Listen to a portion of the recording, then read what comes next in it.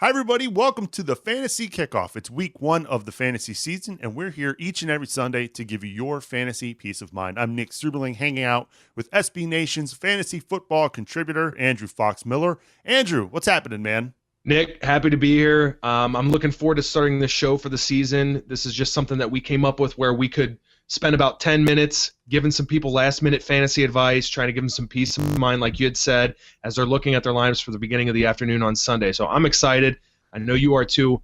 Let's do this. Thursday night kicked off the NFL season, and it was the Denver Broncos hosting the Baltimore Ravens. And as we all know, Peyton Manning just decided to go off. That's the best way to put it. Absolutely. Went off.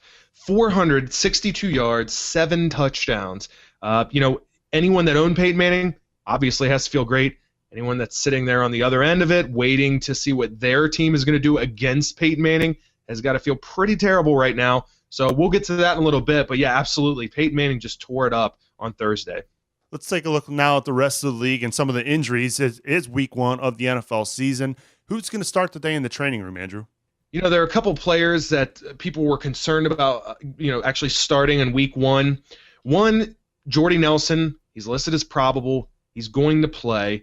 He's playing the 49ers, however. So if you own Jordy Nelson, there are some people out there that are telling you to sit him.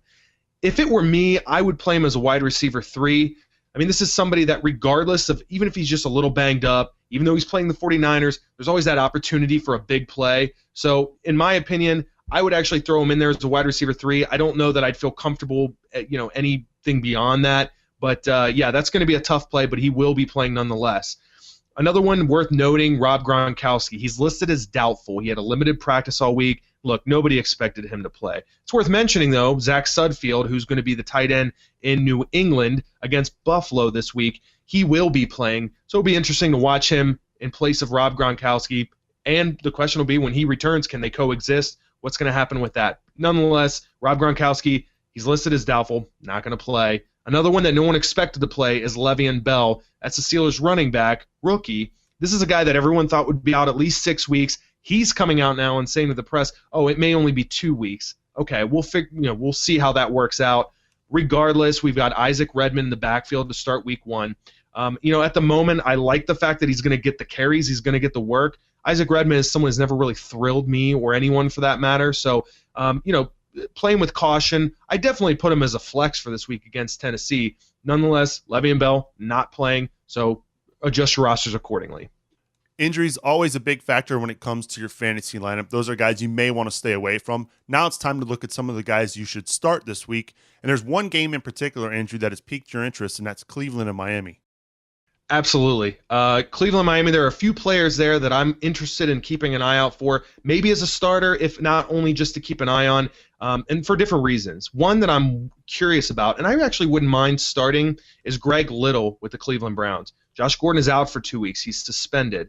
So we've got an opportunity here against Miami for Brandon Weeden to connect with Greg Little.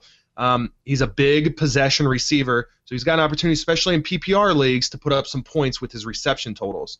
Another player on the Cleveland Browns that I would tell you right now, I would start is tight end Jordan Cameron. If you're in a league that allows tight ends in the flex position, I know that's becoming a little bit more common since tight ends sort of broke out in the fantasy world, not just in the NFL, but also in the fantasy world. There are a lot of leagues that do that. Jordan Cameron is someone I'm very seriously considering. And there are some people that doubled up on tight ends late in their draft. You're looking for a streamer. Jordan Cameron may be the answer. Once again, Josh Gordon out. I think Jordan Cameron has the opportunity to get a lot of catches, some end zone opportunities. He's someone I'm definitely going to consider playing in week one. And then on the other side of the ball in Miami, a player that maybe would be more of a fringe person that you might keep on your bench, but I'm very interested in seeing production-wise, that's Brian Hartline. He had 1,000 yards last year. He's going to get a lot of catches as long as Mike Wallace is able to draw attention on the outside. So I'm going to keep an eye on that. I really am interested to see how he'll do. But ultimately, I'd put Jordan Cameron at the top of that list. Overall, there's a lot of great things to watch for in that game. You're right. It's week one of the NFL season, which means a lot of the rookies in the league making their debuts today, Andrew. There's one in particular that really has caught your eye out in New England. There is. I love Kenbrell Tompkins. He's not really a hidden gem anymore. A lot of people were taking him in the first round of the first 10 rounds of their fantasy draft. However, this is a guy that he was getting a little bit of buzz. He was sort of everybody's little secret during training camp, and then he broke out in preseason. In fact, recently in week 3 of preseason against the Detroit Lions, he had 8 catches for 116 yards. Look, anytime Tom Brady is going to have chemistry with another player, it's time to take that player seriously. It's difficult because he's a rookie. I get that there's a risk there, but this is a guy I would not have a problem starting as a wide receiver 3 if you're out of options because they're playing Buffalo. And I already like I said, I love the connection that Brady and Kenbrell Tompkins are having.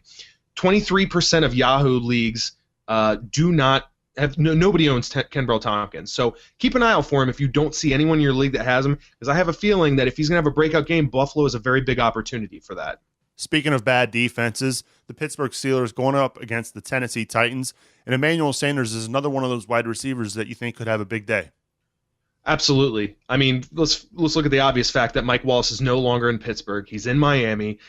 Couple that with the fact that Le'Veon Bell, this guy that everyone expected to be a big force out of the backfield towards their offense, he's leaving a bit of a hole there with Isaac Redman in his place. So I think Emmanuel Sanders may be relied on more than people assume. So to me, once again, wide receiver 3, he's a strong wide receiver 3 play, in my opinion, against the Tennessee Titans defense that up until now has not been that impressive. Bad defenses continue to be the trend here in Stardom Sit-em. You're a big fan of the Indianapolis Colts this weekend.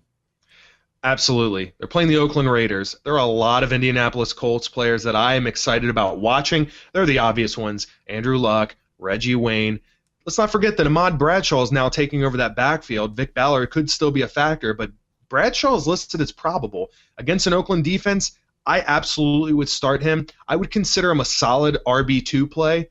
You know, another player that a lot of people were drafting in the first 8, 9, 10 rounds, T.Y. Hilton. It's another player that I would absolutely start against an Oakland defense. And lastly, Darius Hayward-Bay is somebody that, it's a little bit of a stretch to even start him as a wide receiver 3. However, if he's going to make an impact, this would be the game. So if he's undrafted in your league, consider him. But most leagues have him at this point and probably have him sitting on their bench. But I really like him against Oakland this week.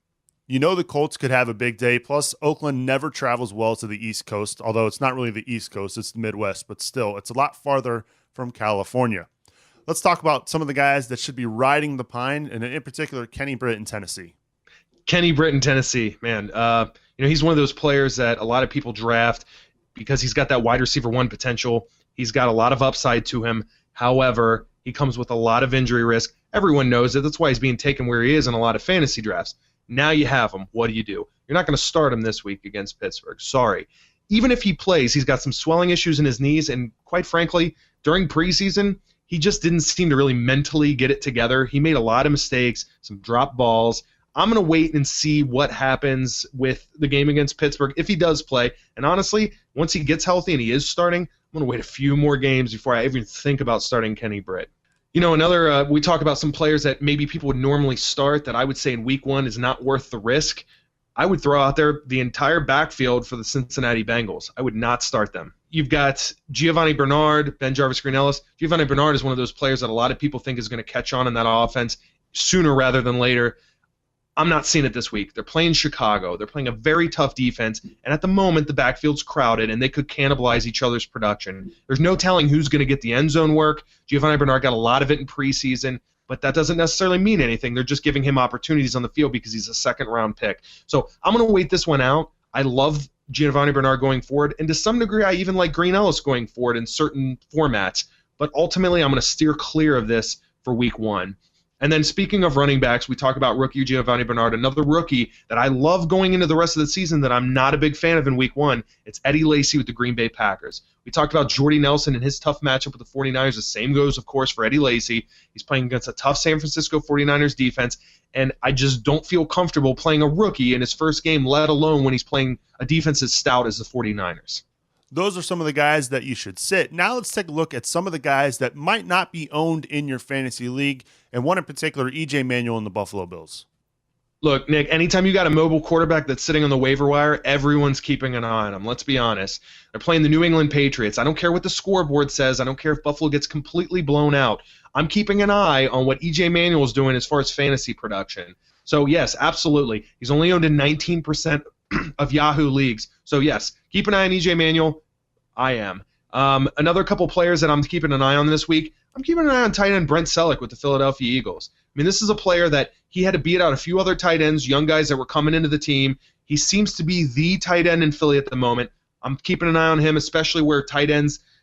It's one of those things where you want to try to catch fire while you can with tight ends. He could be a very good streamer, if anything else. Another tight end that I'm keeping an eye on, we had talked about the Indianapolis Colts earlier, Dwayne Allen. He came on strong at the end of last season. This is an opportunity against the Oakland Raiders to see if he can separate himself from Kobe Fleener. He's only owned in 18% of Yahoo leagues. So, once again, another player on the watch list. Lastly, Houston Texans rookie wide receiver DeAndre Hopkins. This is a guy that was drafted in the first round. He comes with that first-round pedigree. He's playing alongside stud Andre Johnson.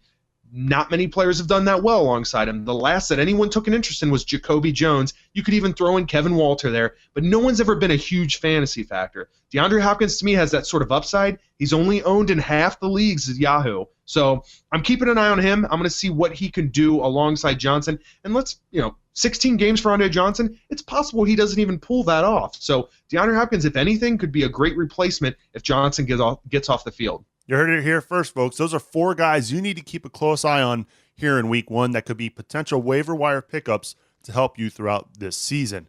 Well, as we mentioned earlier in the week, on Thursday night, Peyton Manning just went off. So a lot of fantasy owners this week, Andrew, starting off in almost a 50-point hold, depending on some of the leagues you're in. Who are the guys that could help eliminate some of those deficits? I'll tell you what, I actually started against Peyton Manning in 2 of my leagues. I feel awful right now. But I got to deal with it today. So what we're going to deal with here is, who do I have that would make me feel a little bit better? Do I think they're going to get Peyton Manning's type production? No, of course not. But somebody that's at least good, like you said, just close in on that a little bit. Some players I feel great about. We talked about New England playing Buffalo. I feel great about Tom Brady. In fact, I think he's easily a top 3 quarterback heading into week 1 in terms of matchup. So let's not also forget that the cornerback for Buffalo, Gilmore, he's out for the game. So there's some opportunities there for Brady to absolutely light him up over the top. So, yeah, I like Tom Brady this week if I have Peyton Manning that I'm trying to cover some ground against as a fantasy owner. A couple other quarterbacks happen to be playing each other, Drew Brees, Matt Ryan. These are 2 guys that are probably getting a firefight against one another. I like the odds that they're going to be able to put up at least a few touchdowns and some heavy yardage. Lastly, one that I'll throw in there, and of course there are some other quarterbacks, but I'll throw in a little bit deeper. Colin Kaepernick is a quarterback playing the Green Bay Packers. When he played against them in the playoffs, 60 rushing yards. He had 1 touchdown, 240. He had a rushing touchdown, 2 passing touchdowns, and he had 240 passing yards. So I don't know that he's necessarily going to repeat that against Green Bay, but I have to feel pretty good if I'm sitting with Kaepernick and I'm trying to at least cover, like you said, around a 50-point deficit. That's rough. I mean, if Kaepernick can put up 25 to 35 points, I'm feeling a little bit better if I've got some good support on my roster. Well, if you're a Peyton Manning owner, you're in a big deficit, but don't worry, there are ways to come back. Crazier things have happened in the National Football League. Andrew, enjoy the games today, and good luck coming back against Peyton Manning. I'll tell you what, Nick, I'm excited about doing this show every Sunday morning. I'm pumped. Let's get ready for some football. This is going to be great.